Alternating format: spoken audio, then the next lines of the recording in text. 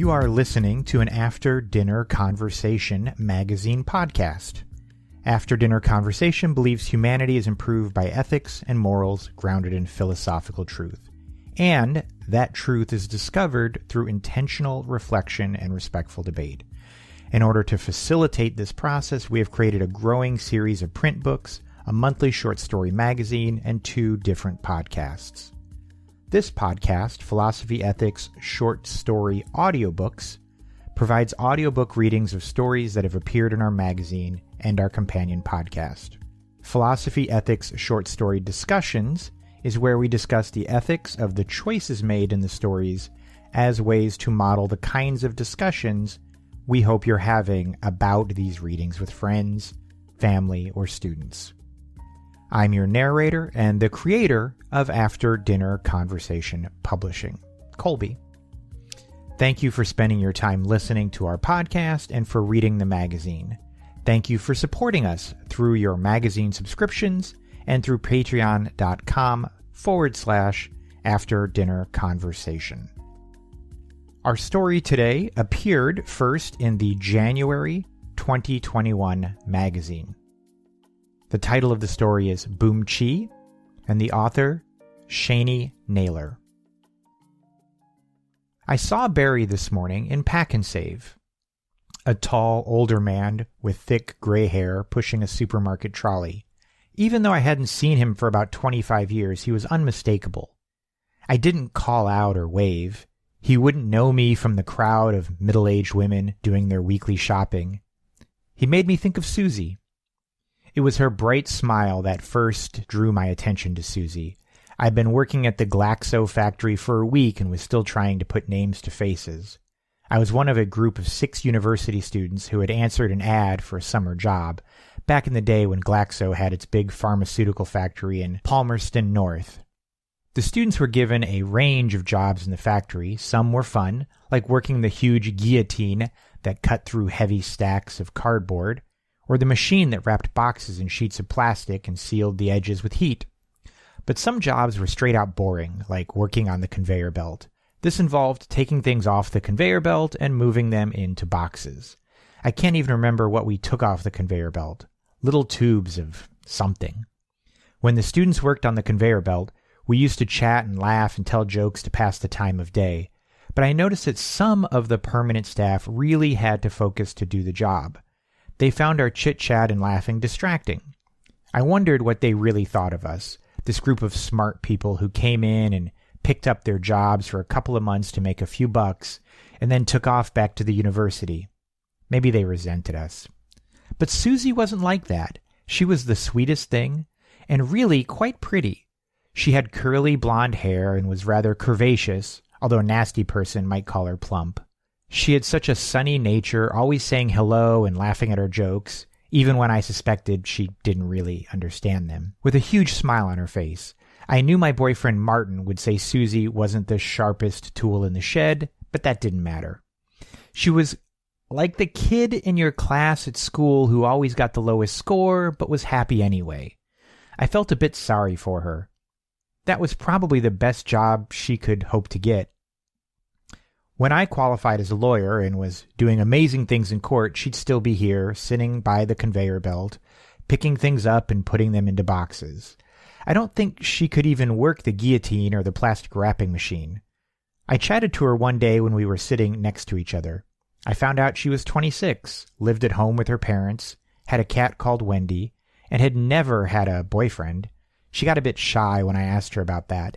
She was a lovely girl. That summer was the longest holiday Martin and I spent together. We'd hooked up near the end of the previous summer, when we'd met at a music festival. We sort of knew each other from school anyway. Then he went to Otago to do pre-med, and I went to Vic to do law. We kept in touch during term time and spent our holidays back home in Palmy. That was where I met Martin's older brother, Barry, who still lived at home with their mother, even though he was in his mid-30s. Martin also had 2 older sisters, but they had moved away, married, and had families. Martin was the baby, born when his mother was 45. Martin's mom fussed over Barry. She did all the housework and got up early every morning to cook him breakfast, even though she'd had quite bad arthritis. Barry helped around the garden, mowed the lawn, and drove his mother if she needed to go anywhere. Martin complained constantly about his brother. Bloody Barry, he's got Mom twisted around his little finger.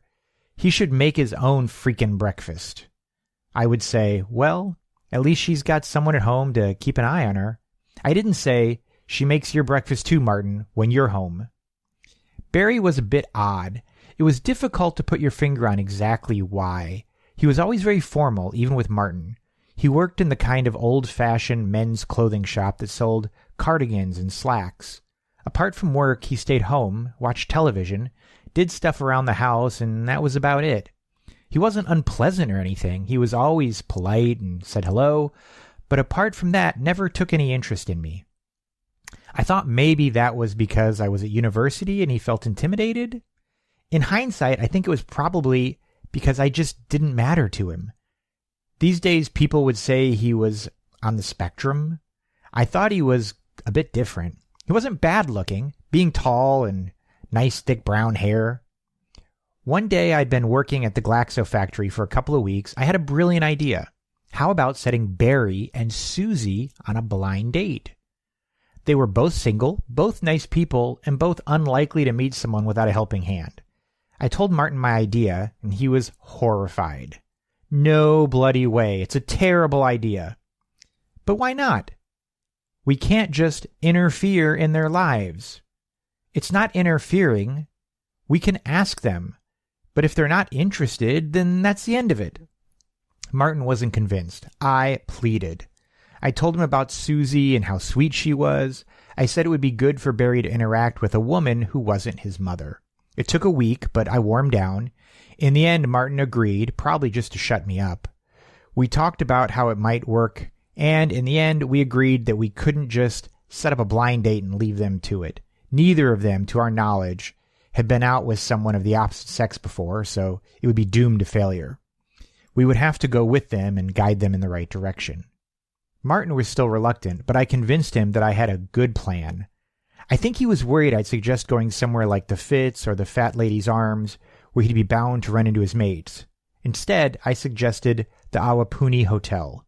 It's perfect, I said. They have a buffet and a cover band. Do you know anyone who's ever gone there? He couldn't think of one person. Then we won't see anyone we know.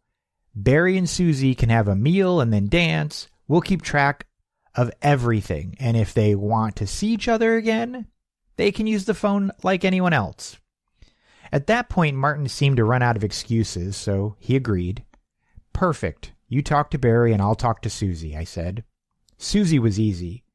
At morning tea the next day, I mentioned that my boyfriend had a brother who was single, and perhaps she'd like to meet him. I didn't need to convince her. She said yes right away, and she looked so excited. She was almost jumping up and down when she returned to the conveyor belt. After that, at every opportunity, she came over to talk to me and ask questions. What should she wear? What was Barry like? Did he have a job? What sort of dancing were they going to do? She told some of her friends at the factory, and they got all excited as well. Honestly, they were like a bunch of schoolgirls. Some of the students found out as well. A couple of them seemed to think it was a joke. One asked me, "Are you sure you know what you're doing?" Barry turned out to be easy as well. I had half thought he would refuse, but to Martin's surprise, he agreed immediately. Well, that was good then. On Saturday night, I went around to Susie's house to pick her up. She looked lovely. She was wearing a pale blue dress with lacy white collar and cuffs that she'd worn to a cousin's wedding. To be honest, she looked a bit overdressed for Palmy on a Saturday night, but I didn't want to suggest that she change. Susie's father looked at her proudly, but her mother pulled me aside and asked me to keep an eye on her. Of course I will. She's not like you university girls. I know, I promise. I'll look after Susie. She looked me up and down. Finally, okay then, off you go. We drove to the Awapuni Hotel and arrived just as Martin and Barry were getting out of the car. Barry was wearing a suit and a tie and looked a bit flustered. I did the introductions and Barry put out his hand to shake Susie's. Then Barry and Martin walked in and Susie and I followed. I caught her eye and winked, and she giggled loudly. There were a handful of families with children and some older couples in the restaurant. Martin and I did most of the talking and ended up asking questions to get the conversation going. We found out what school Susie had gone to, where her grandparents lived, where she liked going for holidays, and how long she'd worked at Glaxo. 9 years. Barry talked about his favorite television shows and told us what he sold in the shop. 4 types of cardigan. I knew it. At one point, Martin and I locked eyes. I could see he was thinking the same as me, that everything was going great. The band started playing after dinner. They were actually quite good. They started off with real oldies from the 50s and earlier. To get things going, I asked Barry to dance, and then Martin asked Susie. Some of the older people were doing the proper ballroom stuff, and we tried to follow suit. It was fun. Even stiff old Barry seemed to be getting into it. Then we swapped partners, and I danced with Martin while Barry danced with Susie. By this point, the band was playing more modern songs, so Martin and I did our usual boogieing, and Barry and Susie kept dancing together with their arms around each other. What a cute couple. They looked like they were really enjoying it. Martin had been so negative, yet Barry and Susie were having a great time. It was a triumph. At the end of the night, I was to take Susie home. She and Barry said their goodbyes in the car park. Susie's face was pink and flushed from dancing. I don't know how Barry could resist kissing her goodnight. Maybe he felt shy with his brother and me standing there. Susie was very animated on the drive home. She had a wonderful time and couldn't stop talking about it. She kept thanking me for introducing her to Barry and saying how nice he was. Her parents looked relieved to see her. Her family shook my hand and her mother kissed me on the cheek. She had a tear in her eye. Then I drove back to Martin's place. Barry and his mother were sitting at the dining table drinking cocoa, and Martin was slouched on the sofa watching TV. I sat at the table and looked at Barry. He seemed pleased in his usual reserved way. "Did you enjoy your night?" I asked. "Yes, it was pleasant, thank you." "And Susie?" "She was nice too." "And would you like to see her again?" "I don't think that's a good idea," said Barry, "because of Boomchee." Sorry? "Boomchee, my fiancé." "What the hell?" Martin jumped up from his sofa. "Did you say fiancé?" He looked from Barry to his mother. "Yes, my fiancé. She's coming to live here in March." "Did you know about this, Mom?" Martin almost shouted.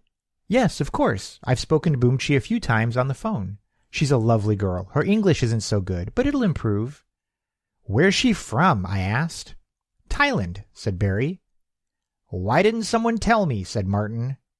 "Barry wanted to keep it private," Martin's mother said. "Besides, it was only confirmed a few days ago. Boomchee will come here to live, and, all going well, she and Barry will get married mid-year." "But have you even met her?" Martin asked Barry. "You haven't, have you? You don't even know what she looks like." "Yes, I do," said Barry. "I've got a photo." He stood up and left the room. "She's only after his money," said Martin. "He knows that, right?" "Well, he's hardly John Paul Getty, is he?" said his mother. "Boomchee is a hard worker and very respectful of her elders. She'll be a great help around the house." "I can't believe what I'm hearing," said Martin. Barry came back with a black and white passport-type photo showing a serious-looking young Asian woman with the long hair pulled back into a ponytail. "She looks nice," I said. Martin glanced at it and turned away. "So why did you come out tonight if you already have a fiancé?" Barry looked uncomfortable.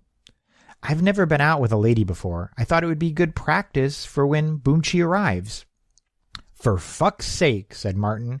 He looked at me. "Let's go to your place." Martin was silent during the 15-minute drive to my house.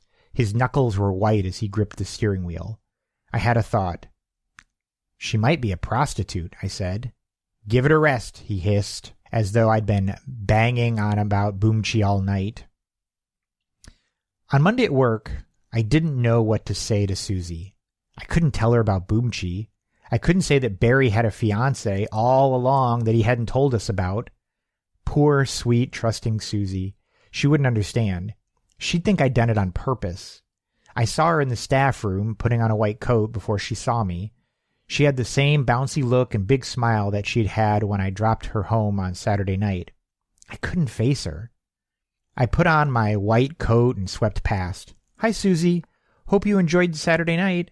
Then I strode over to the guillotine and didn't look back. At morning tea, I took the last seat next to the other students and talked loudly to them. At lunchtime, I snuck out and went to the local shops for half an hour. I kept this up every day. One tea break, I even hid in the loo for 10 minutes. Every time Susie came over, I would say hello, then take myself somewhere else. By midweek, she'd got the message. At that point, I could see she wasn't her usual bubbly self. I felt really bad. I knew it was cowardly of me. I should have said something, but I just didn't know what to do.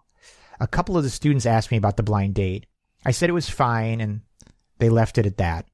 Some of the permanent staff must have heard something because they gave me rather nasty looks, but they didn't say anything. That was the last week of the summer holidays before we went back to uni. I phoned in sick for work on my last day so I didn't have to speak to anyone. Martin was still angry. His mother and brother should have told him about Boomchee earlier.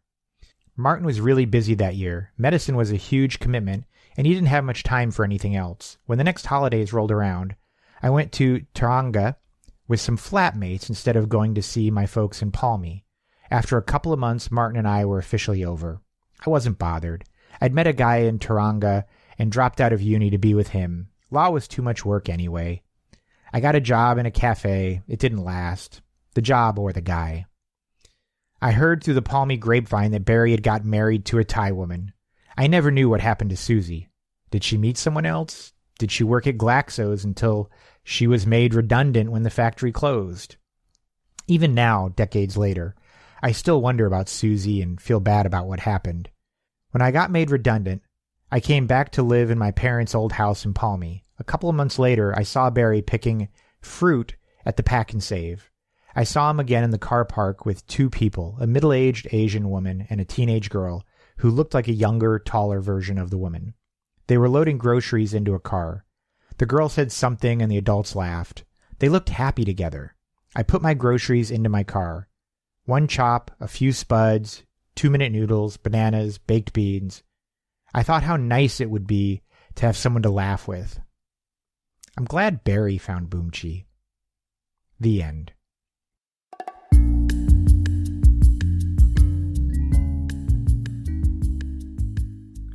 Discussion questions. Question number 1. What is your opinion of Barry marrying Boomchee? Question number 2. Do you think it was wrong for Barry to go out with Susie even though he was engaged? What, if anything, should he have done differently? Question number 3. Barry and Boomchee ended up happily married with a teenager. The narrator ended up alone, but wishing she'd been married to someone. Do the outcomes change your opinion of Barry's choice to get a, quote, mail-order bride? Number 4. Is falling in love an emotion, a choice, or a combination of the two? How is it that arranged marriages, or mail-order brides, have success or love when so many dates don't work out? The divorce rate for arranged marriages is 4%, versus 40% for unarranged marriages in the U.S. Question number 5. What, if any, mistakes did Barry, Susie, the narrator, or anyone else make in this story? Thank you for joining us for our first after-dinner conversation podcast audiobook.